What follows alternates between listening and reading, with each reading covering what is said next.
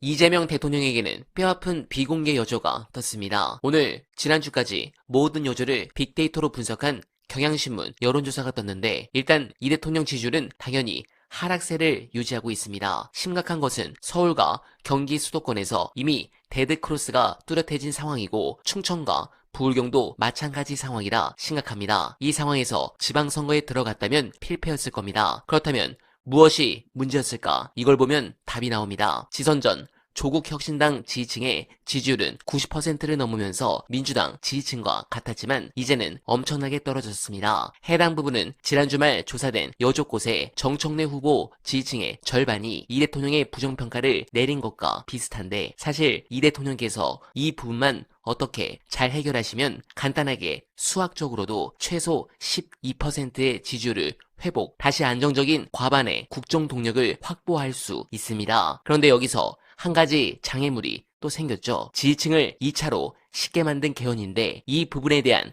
가장 완벽한 분석 끝까지 봐주시고 여러분들의 생각 댓글로 부탁드립니다. 내각제는 안 맞습니다. 한국이랑. 그리고 독재를 경험하고 극복하는 과정에서 내 손으로 대통령은 내가 뽑는다. 이거를 민주주의로 이해하고 있다고 저는 생각합니다. 최고 권력자는 국민이 직접 뽑는다. 이게 대한민국의 민주주의, 피를 흘리면서 뭐 선배 세대죠. 386이나 이런 데서 정말 피 흘리고 고문당하고 하면서 만들어 온 민주주의가 최고 권력자, 내 손으로 뽑는다라는 과정이었거든요. 아주 투박하게 얘기하면. 그런데 이런 어떤 역사적인 맥락, 우리의 경험, 의식 이런 걸 무시하고 내각제로 자기네들끼리 짬짬이해서 최고 권력자인 총리를 뽑는다? 줄 세우기가 어마무시할 겁니다. 1년마다 6개월마다 돌아가면서 장관 바꿀걸요? 야, 우리 이제 이렇게 한번 당 만들어서 여기서 이제 내가 총리 해야 되는데 내가 총리하는 몇 석 부족해. 그럼 저쪽 당에서 너 뭐 장관 시켜줄게, 뭐 시켜줄게, 뭐 시켜줄게 해서 국회의원 한 10명 땡겨오면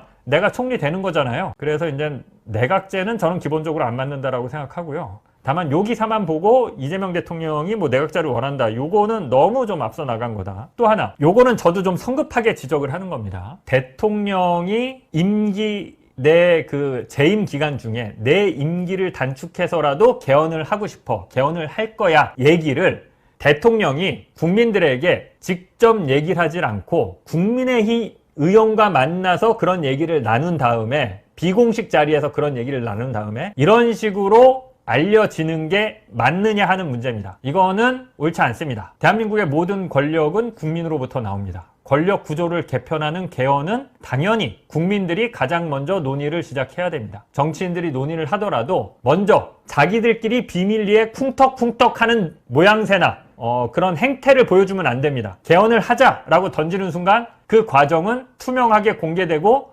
국민들한테 묻고 국민들도 같이 토론에 참여해야 됩니다. 그런데 비공개 자리잖아요. 침묵을 도하는 자리잖아요. 근데 자기들끼리 야, 개헌 어때? 나 개헌 좋아. 개헌해야 되지 않겠어? 자기들끼리 비공개 자리에서 이렇게 얘기를 한 다음에 기자들이 취재했는데 야, 사실은 이런 자리 있었대. 국민들 니네는 몰랐지? 하고 단독하고 기사 쓰는 게 이게 맞아요? 이거는 아닙니다. 개헌 논의는 이렇게 되면 시작부터 잘못된다. 잘못되는 거다. 그러니까는 이게 제가 이제 아주 명판결이라고 생각하는 게 그게 있는데 때로는 결과보다 과정이 중요할 때가 있습니다. MBC가 이명박 박근혜 시절에 특히 이명박 이제 정권 말기에 끝장 파업을 했는데 이게 불법 파업이다. 정치 파업이다. 노조가 이 파업을 한 게 이렇게 해서 재판이 열렸습니다. 결국 노조가 무죄를 받았습니다. 그 판결문에서 판사가 어떻게 결론을 내렸냐면 이 노조의 파업이 왜 정당하느냐. 노조의 주장은 이겁니다. 기자들이 공정 보도를 할 수 있는 권리를 박탈했다. 그거를 되찾고자 하는 정의로운 투쟁이었다. 파업은. 공정 보도를 어떻게 볼 것이냐. 보수적인 사람은 보수적인 기사가 공정한 보도라고 생각하고 개혁적이고 진보적인 사람은 개혁적이거나 진보적인 톤의 기사가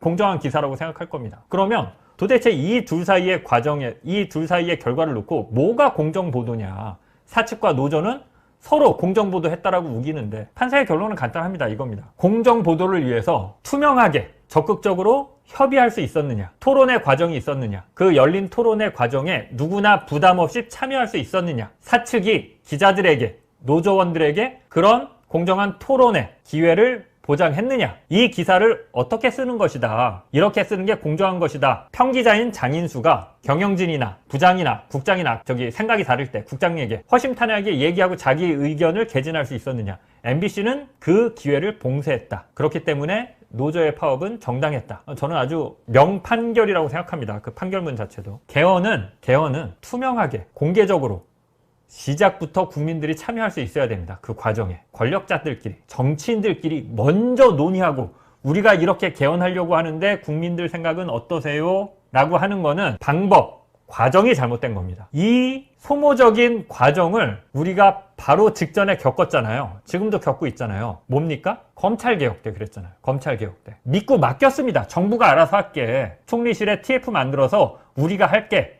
소모적인 논쟁하지 말고 좀 가만히 있어 줄래? 총리실에서 정부조직법 나왔을 때 설득이 됐습니까? 지지자들? 형사소송법 개정안은 만들지도 못했죠. 뭐가 무서워서인지. 토론과 논의의 과정이 1년여 동안 없었습니다. 그러니까 뒤늦게 이제 빨리 결정해야 되는데 그때부터 토론하자고 하니 싸움밖에 안 되죠. 개헌은 이거야. 검찰 토론은 훨씬 더 낮은 단계. 대통령의 공약이고 대통령이 자기 지지자들에게 약속을 지키는 과정이니까 훨씬 낮은 단계입니다. 이거는 헌법, 권력 구조를 근본적으로 바꾸는 과정인데 첫 단계부터 국민을 소외시키는 방법으로 가면 아무리 그 결과가 좋아도 그 과정이 비민주적이면 안 됩니다. 반드시 구설수에 오르고 실패하게 될 확률이 높아집니다. 불만이 생기고. 그래서 개헌, 4년 중임제든 여러 가지 새로운 어떤 그 사회가 복잡해지고 다양해지고 87년과 비교해서는 많은 식으로 사회가 바뀌었으니까 지금 이 바뀐 사회의 분위기나 이런 정신 같은 것들을 담을 수 있는 개헌은 당연히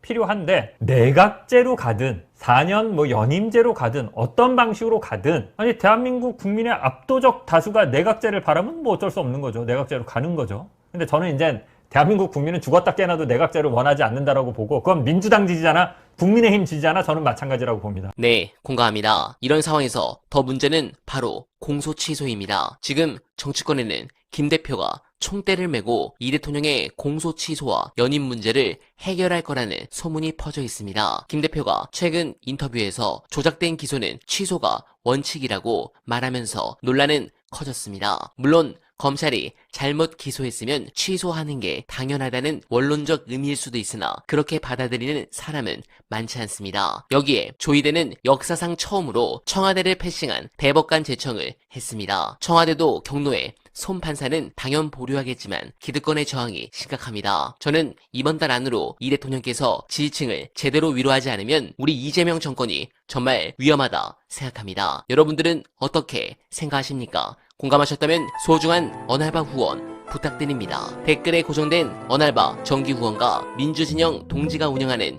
여름그룹 많은 사랑 부탁드리며 언알바는 오늘도 최선을 다하겠습니다. 여러분 고맙습니다.